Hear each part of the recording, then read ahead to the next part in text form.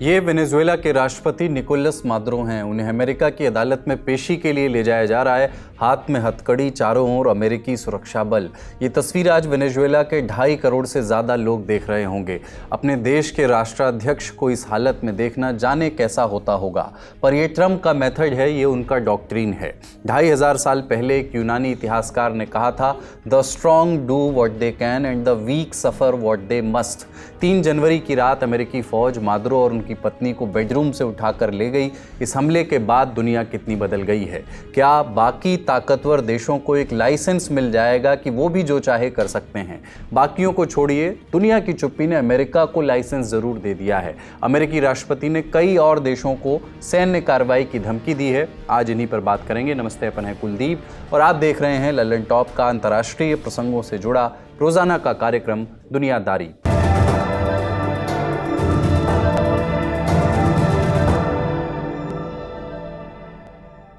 3 जनवरी की रात अमेरिकियों ने वेनेजुएला के राष्ट्रपति और उनकी पत्नी को अगवा कर लिया। अगले रोज जीत के जश्न में ट्रंप ने 20 बार कहा ऑयल, तेल तेल तेल। फिर 4 बार उन्होंने कहा कि वेनेजुएला को अब हम चलाएंगे। इस लहजे ने सबसे ज़्यादा टेंशन फैलाई है लैटिन अमेरिका और कैरेबियन देशों में। ये देश अमेरिका के दक्षिण में हैं। कुल 33 संप्रभु देश हैं। 20वीं सदी में अमेरिका ने इस इलाके में खूब मनमानी की थी। कभी कम्युनिज्म के खिलाफ डर फैलाकर तो कभी धंधे के लिए जगह जगह सरकारें गिराईं और कठपुतली नेता बैठाए गए। ये सब कुछ किया गया था एक डॉक्ट्रीन के तहत जिसे कहा जाता था मुनरो डॉक्ट्रीन। अब ट्रंप ने उसका नाम बदल दिया है, कहते हैं डॉनरो डॉक्ट्रीन। अब ये डॉन डोनाल्ड से आया है या डॉन से, या फिर दोनों एक ही बात है, हमें नहीं मालूम। लेकिन ट्रंप एक के बाद एक धमकियां दे रहे हैं। जिन देशों को धमकियां मिली हैं वो हैं कोलंबिया, मेक्सिको, क्यूबा और ग्रीनलैंड। क्या ट्रंप का अगला ऑपरेशन इन देशों पर हो सकता है? लेकिन ये मुनरो डॉक्ट्रीन क्या है, पहले ये समझ लेते हैं। सिर्फ एक उसूल है। 1823 की बात है। अमेरिका तब कमज़ोर हुआ करता था। राष्ट्रपति थे जेम्स मुनरो। उन्होंने यूरोप के बादशाहों को चेतावनी दी, उत्तरी और दक्षिणी अमेरिका में टांग मत अड़ाना। पूरे वेस्टर्न हेमिस्फेयर यानी पश्चिमी गोलार्ध में हमारा ही दबदबा रहेगा। अब ये पश्चिमी गोलार्ध क्या है? दुनिया का नक्शा उठाइए और लंदन से गुजरने वाली लकीर को देखिए। यह है प्राइम मेरिडियन। उस लाइन के बाईं ओर प्रशांत महासागर की तरफ तक जो भी है, जो सब कुछ है, वो पश्चिमी गोलार्ध है। इस हिस्से में उत्तर और दक्षिण अमेरिका तो पूरे के पूरे समाये हुए हैं। ऑस्ट्रेलिया इकलौता ऐसा महाद्वीप है जो पूरी तरह ईस्टर्न हेमिस्फेयर में है। बाकी सभी 6 कॉन्टिनेंट्स के कुछ हिस्से इसमें आते हैं। अब ट्रंप ने इस इलाके को लेकर के अपनी नीयत जाहिर कर दी है। सबसे पहले बात कोलंबिया की करते हैं। कोलंबिया दक्षिण अमेरिका के उत्तरी छोर पर बसा है। इसे दक्षिण अमेरिका का दरवाज़ा भी कहते हैं। ये इकलौता देश है जो दक्षिण अमेरिका को पनामा के रास्ते उत्तर अमेरिका से जोड़ता है। कोलंबिया में लाखों एकड़ ज़मीन पर कोका की खेती होती है। इससे कोकेन बनाया जाता है। यही कोकेन मेक्सिको से होते हुए अमेरिका पहुंचता है। इसे रोकने के लिए 2000 के दशक में अमेरिका और कोलंबिया ने साथ मिलकर के प्लान कोलंबिया चलाया था। इस प्लान के तहत कोलंबिया के इंटरनल कॉन्फ्लिक्ट को भी रोकने की जद्दोजहद शुरू हुई। कोलंबिया में पिछले 60 साल से इंटरनल कॉन्फ्लिक्ट चल रहा है, जहां एक ओर सरकार है और दूसरी ओर विद्रोही गुट और क्रिमिनल गैंग्स। कोलंबिया के मौजूदा राष्ट्रपति गुस्तावो पेत्रो भी इन विद्रोहियों में से एक हुआ करते थे किसी ज़माने में। बाद में उन्होंने एक पार्टी बना ली अपनी और राजनीति में आ गए। अब ट्रंप का आरोप है कि पेत्रो के राज में कोकेन की फैक्ट्रियां दिन रात चल रही हैं और माल अमेरिका भेजा जा रहा है, जबकि पेट्रो ये कहते हैं कि उन्होंने हज़ारों लैब्स खुद तोड़वाए हैं। ट्रंप ने पेट्रो को सिक मैन कहा है और धमकी दी है कि मिलिट्री एक्शन भी लिया जा सकता है। ट्रंप प्रशासन ने पिछले बरस अमेरिका में मौजूद उनकी सारी संपत्ति जब्त कर ली थी। अगला देश है जिसको धमकी मिली है मेक्सिको। मेक्सिको उत्तरी अमेरिका में है। इसकी उत्तरी सीमा अमेरिका से लगती है। यहाँ मुद्दा फेंटनिल तस्करी और बॉर्डर का है। ट्रंप का मानना है कि मेक्सिको की नई राष्ट्रपति क्लाउडिया शीनबाम ड्रग कार्टेल्स से डरती हैं, इसलिए अब अमेरिका खुद फैसले लेगा। अमेरिका इसे अपनी सुरक्षा पर हमला मानता है। ट्रंप ने इसी हफ्ते अमेरिकी न्यूज़ चैनल फॉक्स न्यूज़ से कहा, we have to do something about Mexico. इसके पहले 2025 में उन्होंने धमकी दी थी कि अगर ड्रग्स की सप्लाई नहीं रुकी तो मेक्सिको के हर सामान पर 25% टैक्स लगेगा। शीनबाम अपनी आज़ादी और संप्रभुता की दुहाई देती हैं, लेकिन ट्रंप के लिए ये सब बातें सिर्फ किताबी मालूम पड़ती हैं। इस लिस्ट में अगला नाम है क्यूबा का। क्यूबा कैरेबियन सागर में बसा एक आइलैंड नेशन है। कैरेबियन सागर का सबसे बड़ा टापू। इसकी लोकेशन ही इसकी किस्मत और बदनसीबी दोनों है। ये अमेरिकी राज्य फ्लोरिडा के तट से सिर्फ 90 मील दूर है।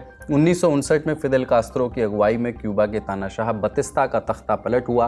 अमेरिका की नाक के नीचे कम्युनिस्ट सरकार बन गई और ये बात अमेरिका को जाहिर है हजम नहीं हुई। CIA ने तुरंत एक प्लान बनाया। उन्होंने देश छोड़कर भागे हुए क्यूबा के लोगों को ट्रेनिंग दी। मकसद था कास्त्रो की सरकार को गिराना, लेकिन अमेरिकी प्लान बुरी तरह फेल हो गया। आज भी लड़ाई उसी पुरानी विचारधारा की है। अमेरिका को क्यूबा का समाजवाद खटकता है। ट्रंप भी इसके अपवाद नहीं है। उनका मानना है कि क्यूबा एक फेलिंग नेशन है, बर्बादी की कगार पर है। यहाँ एक वेनेजुएला वाला एंगल भी है। क्यूबा के पास अपना स्वतंत्र तेल भंडार नहीं है। उसकी 60% ज़रूरत वेनेजुएला से पूरी होती थी। उसे सस्ते दामों पर वेनेजुएला से तेल मिलता था। क्यूबा की इकोनॉमी की लाइफलाइन कहा जाता था इसी तेल को। अमेरिका ने वेनेजुएला पर हमला करके इस साझेदारी को भी तोड़ दिया है। ट्रंप प्रशासन वेनेजुएला, क्यूबा और निकारागुआ को लैटिन अमेरिका में समाजवाद की धुरी मानता है। कहा जा रहा है कि मादुरो को हटाकर ट्रंप ने इस धुरी को तोड़ने की कोशिश की है। रिपोर्ट्स बता रही हैं कि विचारधारा के इस खेल में सबसे बड़ा हाथ अमेरिकी विदेश मंत्री मार्को रूबियो का है, जो लंबे समय से क्यूबा के विरोधी रहे हैं। ट्रंप की धमकी वाली लिस्ट में अगला नाम है ग्रीनलैंड का। ग्रीनलैंड उत्तरी अमेरिका में है। डेनमार्क का एक ऑटोनॉमस रीजन है। अपने दूसरे कार्यकाल की शुरुआत के साथ ही ट्रंप ने ग्रीनलैंड का नाम लेना शुरू कर दिया था। आपको याद होगा, उन्होंने इसे खरीदने की बात की थी। 4 जनवरी को उन्होंने दोहराया कि ग्रीनलैंड हमारी सुरक्षा के लिए ज़रूरी है। डेनमार्क के प्रधानमंत्री फ्रीडरिक्सन ने जवाब दिया है कि हमें ये धमकियां देना बंद कीजिए। जानकार बताते हैं कि ग्रीनलैंड का इस्तेमाल रूस पर निगरानी के लिए भी किया जा सकता है। लेकिन क्या ग्रीनलैंड सिर्फ सुरक्षा के लिए ही ज़रूरी है? यहाँ पर भी लड़ाई ज़मीन के नीचे दबे खजाने की है। ग्रीनलैंड को आज की दुनिया का नया सऊदी अरबिया समझिए। वहाँ रेयर अर्थ मिनरल्स का, एलिमेंट्स का भंडार है। इन एलिमेंट्स को आपके फ़ोन से लेकर के फाइटर जेट्स और इलेक्ट्रिक गाड़ियों में लगाया जाता है। इसलिए तकनीक की दुनिया में आगे बढ़ने के लिए किसी भी देश को इनकी ज़रूरत होती है। अभी तक एलिमेंट्स की सप्लाई पर चीन का राज है पूरी दुनिया में। अमेरिका जाहिर है उसे पछाड़ना चाहता है। इसके अलावा ट्रंप ने पिछले हफ्ते ईरान को भी धमकी दी थी। ईरान में फिलहाल महंगाई के खिलाफ प्रोटेस्ट चल रहे हैं। ईरानी सुरक्षा बलों ने इन प्रोटेस्ट को कुचलने की कोशिश की। ट्रंप ने इस सिलसिले में एक बयान दिया था। कहा था कि अगर ईरानी सरकार ने प्रदर्शनकारियों को मारा तो हम उन्हें बचाने आएंगे। We have our guns loaded. हमने इन धमकियों पर जानकारों से बात की और पूछा कि इसे कैसे देखा जाना चाहिए। क्या वेनेजुएला पर अमेरिकी हमले के बाद इन धमकियों को और भी गंभीरता से लिया जाना चाहिए? सबसे इंपॉर्टेंट है ये समझना कि वेनेजुएला पे अटैक क्यों किया गया। वेनेजुएला पे अटैक किया गया इसलिए क्योंकि उसके पास तेल के भंडार हैं जिनका अब तक दोहन ठीक से नहीं हो रहा था, उन पर सैंक्शंस लगे थे, या चाइना इसका सबसे ज्यादा फायदा उठा रहा था। अगर आप ये समझना चाहें कि इस संदर्भ में कि अब अगला अटैक किस पे होगा, तो वो होगा, अगर माना जाए कि अगर अटैक हो ही रहा है तो वो ग्रीनलैंड पे होगा। क्योंकि कल भी उन्होंने कहा कि हमारे सिक्योरिटी के लिए, अमेरिकन सिक्योरिटी के लिए बहुत जरूरी है कि ग्रीनलैंड हमारे साथ हो, और आज उसका प्रतिकार भी किया स्टेटमेंट में डेनमार्क के प्रेसिडेंट ने, प्राइम मिनिस्टर ने। तो इसको सीरियसली लिया जाना चाहिए। सीरियसली इसलिए भी लिया जाना चाहिए कि आगे आने वाले दिनों में ट्रंप की इन्हीं नीतियों के चलते वो अमेरिका में अपनी वर्चस्व, जैसा वो कहते हैं, फिर से वापस लाना चाहते हैं, यानी मेक अमेरिका ग्रेट अगेन।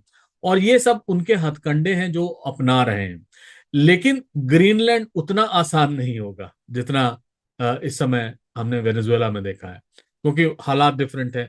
और पूरे साउथ अमेरिका में वो अपना आधिपत्य चाहते हैं, जो उन्होंने खुद कहा कि डॉनरो डॉक्ट्रिन नया बनाने जा रहे हैं।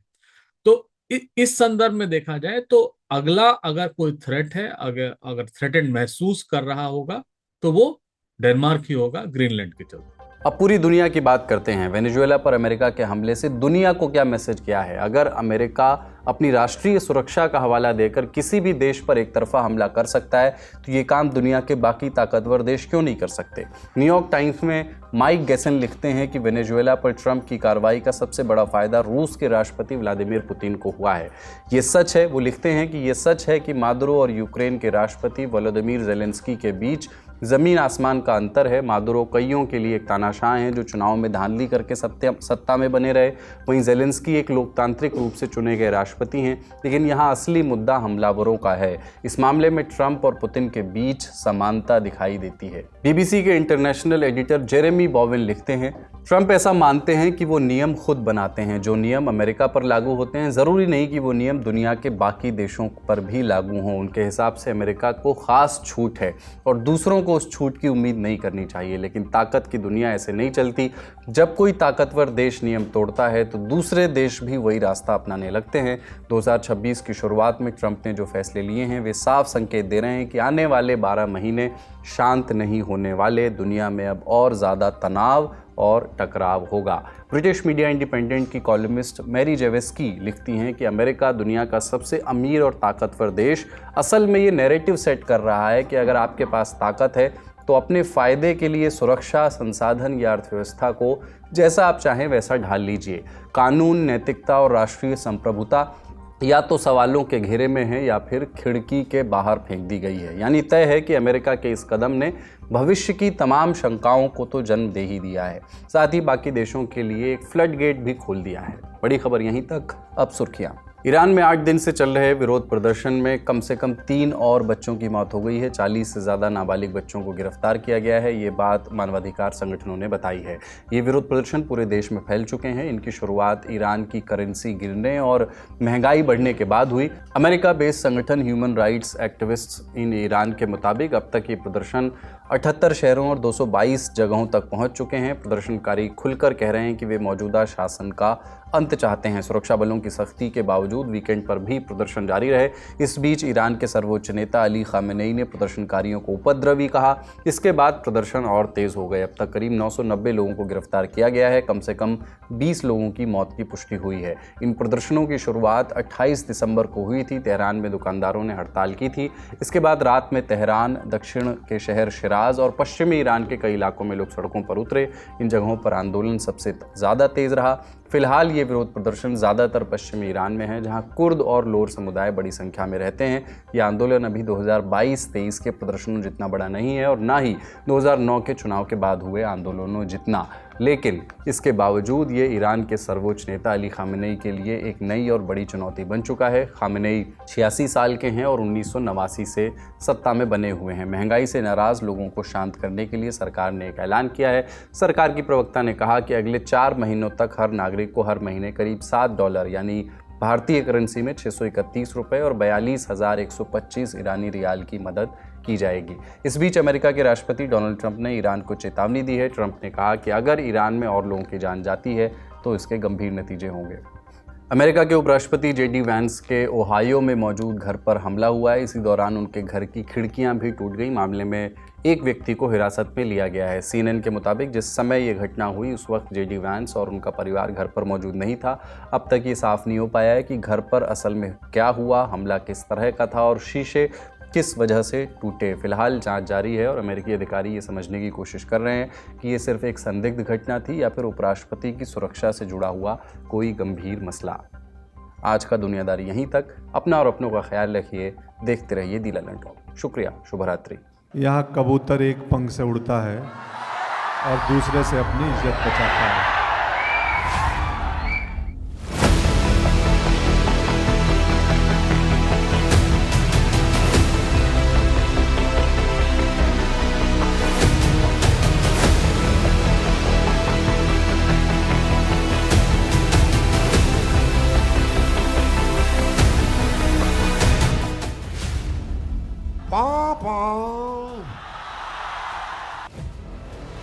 रील नहीं, बिहार वाली रियल वाइब्स चाहिए तो 10 जनवरी को आइए बापू सभागार पटना, जहां सजेगा लल्लन टॉप अड्डा। thelallanTop.com खोलो, बैनर पर क्लिक करो और तुरंत करो रजिस्टर और पहुंच जाओ पटना के सबसे जबरदस्त अड्डे में।